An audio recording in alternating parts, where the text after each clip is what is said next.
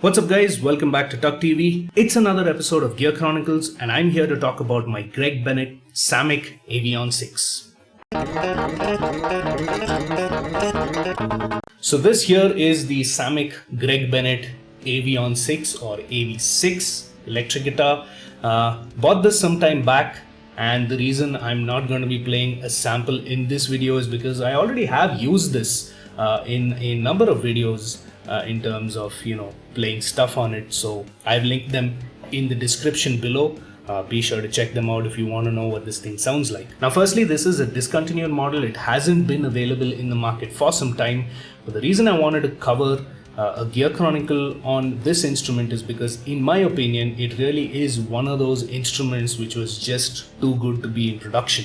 So I picked this up second hand, of course. I got it for a song. Honestly, I got it for under 10,000 rupees, and when I did get it, it wasn't in the best of conditions, so there is some amount of change that has been done, which I will get into. In terms of the specifications of this guitar, again I've linked it in the description if you're looking for all the details, but just to let you know some of the features that make this great. Firstly, it's a mahogany body with a mahogany set neck and a quilted maple top.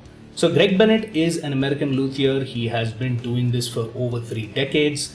I also believe that he was initially a luthier with the Gibson guitar company, which is why a lot of that influence is available on this guitar.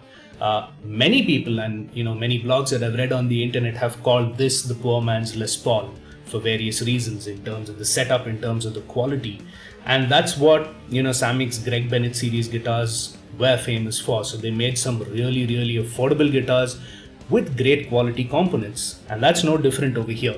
So Greg Bennett is still making acoustic guitars, as I checked on the internet. Electrics have completely been stopped. For some reason I cannot find the website, but while I was snooping around the internet some time back, I had figured that Greg Bennett was making electric guitars under a different company name. I cannot remember what it is, but when I do, I'll be sure to link it in the description below. Coming back to this guitar itself, so when I got it, it was quite knocked up, which is why I've got this piece of wood, because I think it had fallen. I had to have that replaced. I've replaced the electronics. You can see that the knobs are different. Apart from that, I also had to replace the bridge. So this has a Tune-O-Matic or tom bridge, which honestly wasn't too difficult to replace. And apart from that, I think this guitar is in great condition. It's got Grover tuners, it's got Duncan designed HB101 and 102 pickups, and all of this is by stock. In terms of what I like about this guitar, the first thing I want to point out is the sheer balance of it. Now, somehow when I play this guitar, it is the most balanced and works really well for me ergonomically as well. I have to say, there really is something about it. There's almost no neck dive, and when you start playing this guitar, I'm not sure whether it's the shape of this or the weight of it, it feels absolutely planted, and this is one of those guitars you can absolutely rip on if you're doing shred work, or you can play some great riffs. The next thing I really like about this guitar, and this is a very subjective thing because some of you may or may not like it, is the Gibson Scale. So for those of you who are wondering what exactly is the length of the scale, it essentially is the length, or basically the distance from the nut to the bridge. And on most electric guitars you have 2 options. One is the standard 25.5 inch scale, which you will see on the Fender Stratocaster or most common guitars.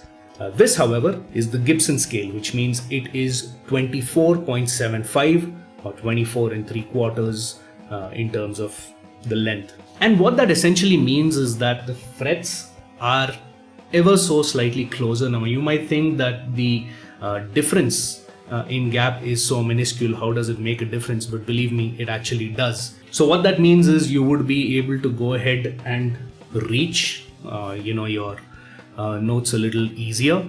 What that also means is this is a guitar which absolutely loves to bend. So if you want to bend notes, doing that on this is going to be incredibly easy. What you have to keep in mind is, because it's a shorter scale, although reaching notes and bending notes is easier, one downside is if you're someone who's going to be doing a lot of drop tuning, that may become a problem on this, because the strings tend to be more floppy on a shorter scale guitar.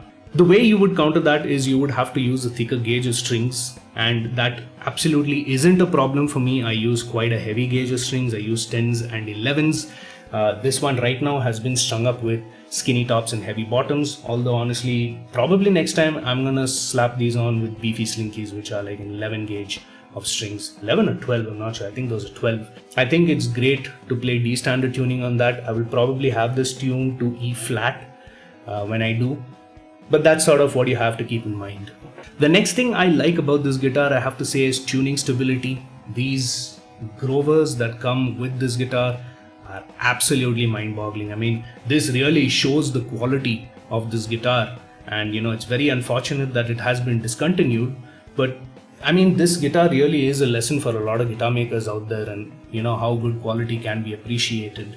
So the Grover tuners almost never lose tune. I can just sort of string them up, just tune it to whatever I want, and even if after a couple of days or even almost a week when I play the guitar, it's more or less in tune, just a couple of notes. I wouldn't say notes, it's just a couple of points up and down, so tuning it back isn't a problem at all. The third thing you absolutely have to love about this guitar are the pickups. Now, the Duncan designed HB101 and 102 aren't the hottest pickups in the market, but they sort of are very well rounded, which means you can use it for a lot of classic rock, and if you want to play some metal, there's no problem playing this at all. The other benefit is because it's not as hot, it's got a very nice rounded warm tone to it. So if that's the kind of tone quality you're looking for, this guitar's got it at stock. You don't even need to consider changing your pickups. I absolutely adore the neck pickup on this guitar. The neck pickup has that very classic, warm tone in terms of soloing and all of that. It's just, I mean, I don't know what to call it. I just call it the iconic Gibson solo tone. That's what this thing has got. In terms of what I don't like so much, I'd only probably point out the pickup selector, and that's not so much a problem with the guitar. It's just that all my life I've played guitars where the pickup selector was at the bottom, so you're just playing and then you flick it over here. But with this, it's taken some getting used to have the pickup selector over here. It's not too much of a deal breaker, but that's just probably one thing I'd point out. The Gibson Scale, although I absolutely love it and somehow strangely have adjusted very well to the Gibson Scale, I do have a problem with down tuning. So every time I down tune, I really have to use a thick gauge of strings. It isn't bothering me too much because I use thick gauges of strings, but that's probably something I just want to point out that could be a problem, because if ever I want to use a light gauge of strings and down tune, it may not happen on this. The final thing I don't like about this guitar, it's out of production. Why? I mean, but then again, this is one among many guitars that are there in the market that was just way too good, to be in production. Be it this. Another great example is the ESP AX260, which Vishesh owns, that had some specs which was sort of undercutting guitars that were above it a notch. So eventually it got discontinued. So I'm not surprised that this eventually did. If you see an Avion 6 in the market, and if it is in good condition, of course, you're going to have to play it and all of that stuff for the condition. And if you can pick this up for around the 10, maximum 15,000 rupee mark, I mean, for 15 grand, it has to be like as good as new, but around the 10,000 rupee mark. And if you are a fan and like the Gibson Scale, pick this up, eyes closed. I honestly think this is a guitar that can give a lot of new modern introduction models a good run for the money and honestly kick some ass. Again, I'm reiterating, know what you're getting into with the Gibson Scale. Also keep in mind that this is a 22 fretter. Doesn't bother me, but if you're looking for a 24, definitely not going to be here. So those are my thoughts on this guitar. What do you think about it? Do you own an Avion 6? Let me know in the comments below. Give this video a thumbs up if you like what you see. And this is TUGGtv signing off. Until next time, stay metal and stay safe, everyone.